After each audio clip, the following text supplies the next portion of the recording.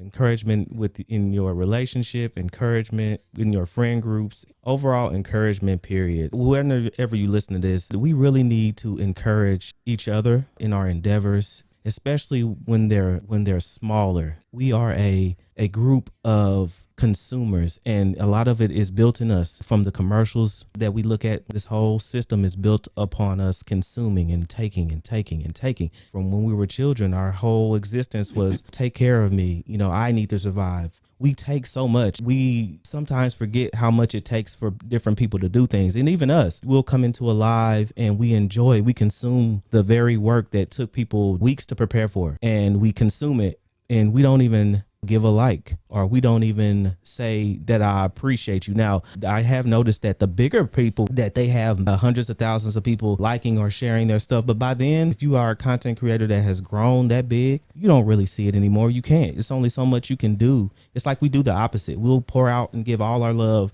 to the biggest people, the people with the biggest churches, the biggest mega churches, whatever, the biggest shoe companies, the biggest creators and talkers on TV, regardless of who they are. We'll give them all our love and support, right? And they don't necessarily need it, because that by then they've gained the riches, they've gained the success. I'm not saying that they haven't worked hard to make it there. And then we forget about the people that are small and trying to build. It's not always even about the money. People can give you a super chat on YouTube, right? I much rather have 5 people tell me they love me and they're thankful for what I did and what I'm doing and me helping them than for those same 100 people to give me $101 super chats, because that money is going to be gone. Your favorite smaller creators can't really benefit a lot from the money you give, but the joy that you put in their heart can keep them going for the next 5, 10, 20 years. Isn't that where the word comes in that tells us not to grow weary in doing good? Yeah, but hope deferred, right? If you guys don't know, I don't tell you exactly where I work, but I work in the mental health field, and we work in the crisis, right? People in crisis, whether it's mental,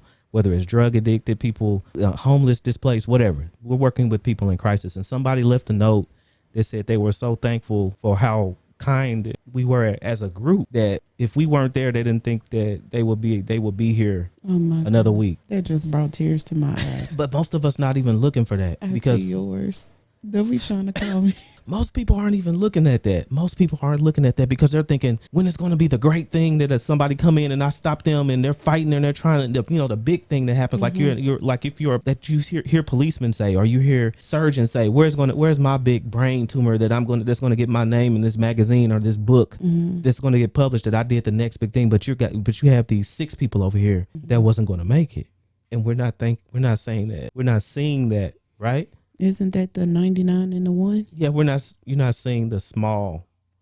And I want people to understand, don't overlook the small. There are big things in each and every one of you guys' future. Amen. I want people to understand that life and death, power of the tongue, the power that each and every one of us have, them shape and help mold your brother and sister's life on this planet, is a powerful thing. And I don't want you guys to get so wrapped up in the great and grand stuff when you have people that are all over the place, small, that just need you to tell them that to keep going, that you are doing something. You matter. You matter. We see you. Or they might not be able to give to you like you want, but I'm here. I'm here for your support. And I might not always be here every day or every night, but I see you. No, I mean, just like I told you in the beginning of the broadcast, you are much more than what you think you are. You are bigger than what you think you are. You are more powerful than you think you are. And together in your marriage, you are like a nuclear bomb of holiness and sanctification that the enemy knows and doesn't want you to stay together. He doesn't want you to pray and fast together. He wants you to fail. He don't want you to have that knowledge of the power that you have. The more you struggle, the less time you have to do what you need to do. If I can put all this struggle on them, if I could weigh them down heavy enough, they'll miss this season, this powerful season that I know God has in store for them. If I can keep them bogged down enough, if I can keep them distracted enough, that all comes because we are not training this flesh to obey our spirit. And our lives were never meant for our flesh to lead us. But our flesh is over here morbidly obese, okay? Because we give in to our flesh at every given time.